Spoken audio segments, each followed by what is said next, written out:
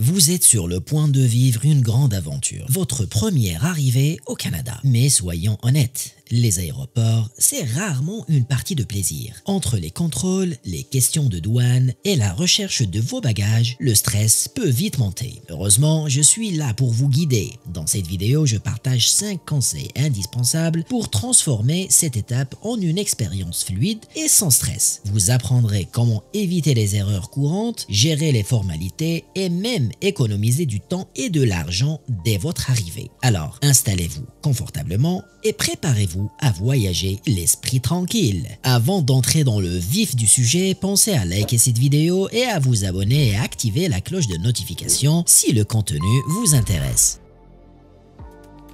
Avant même de quitter la maison, assurez-vous d'avoir tous vos documents en règle. Passeport, AVE ou visa, lettre d'acceptation pour les étudiants, permis de travail pour les travailleurs et même une preuve d'hébergement si on vous la demande. Mais ce n'est pas tout. Scannez vos documents importants et envoyez-les sur votre email ou sauvegardez-les dans un cloud sécurisé. Cela peut vous sauver la mise en cas de perte ou de vol. Une bonne organisation avant le départ, c'est déjà la moitié du travail de fait. Le passage à la douane est une étape obligatoire et parfois intimidante. Les agents vont vérifier vos documents et poser des questions simples. Pourquoi êtes-vous ici? Combien de temps allez-vous rester? Avez-vous quelque chose à déclarer? Soyez honnête et précis. Si vous avez de la nourriture, de l'alcool ou une grosse somme d'argent, déclarez-les sans hésiter. Et surtout, n'essayez jamais de cacher quoi que ce soit. Les contrôles au Canada sont vraiment stricts. Un dernier détail, soyez poli. Les agents apprécient une attitude respectueuse.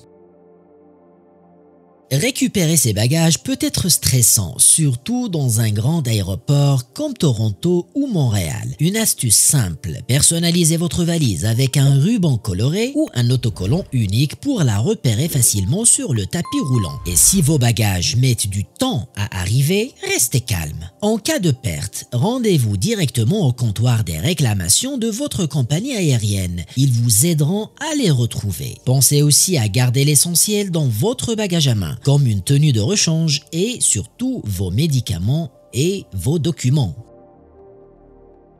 Après un long vol, personne n'a envie de chercher un taxi ou de comprendre comment fonctionnent les transports en commun sur place. C'est pourquoi je vous conseille de planifier votre transport avant même d'atterrir. À Toronto par exemple, le UP Express est une excellente option pour rejoindre le centre-ville rapidement. Si vous arrivez tard ou avec beaucoup de bagages, réserver un taxi ou un service comme Uber peut être une solution plus pratique. Un conseil supplémentaire, vérifiez les tarifs à l'avance pour éviter les mauvaises surprises.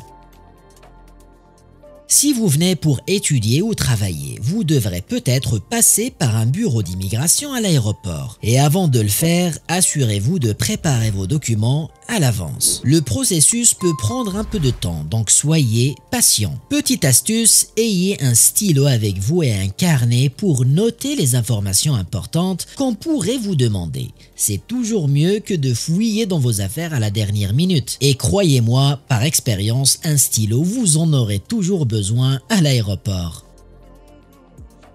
Et en bonus, je vous donne 5 applications indispensables pour votre arrivée au Canada. ArriveCan, cette application est indispensable pour transmettre vos informations d'immigration à l'avance et faciliter votre passage aux douanes. Elle est obligatoire pour certains voyageurs, alors ne l'oubliez pas. Google Maps, pour vous repérer dès votre arrivée, que ce soit à l'aéroport ou en ville, elle est particulièrement pratique pour trouver les transports en commun ou découvrir les environs. Transit, une application qui vous donne en temps réel les horaires des bus, métros et trains dans la plupart des grandes villes canadiennes. Une application parfaite pour vous déplacer sans stress.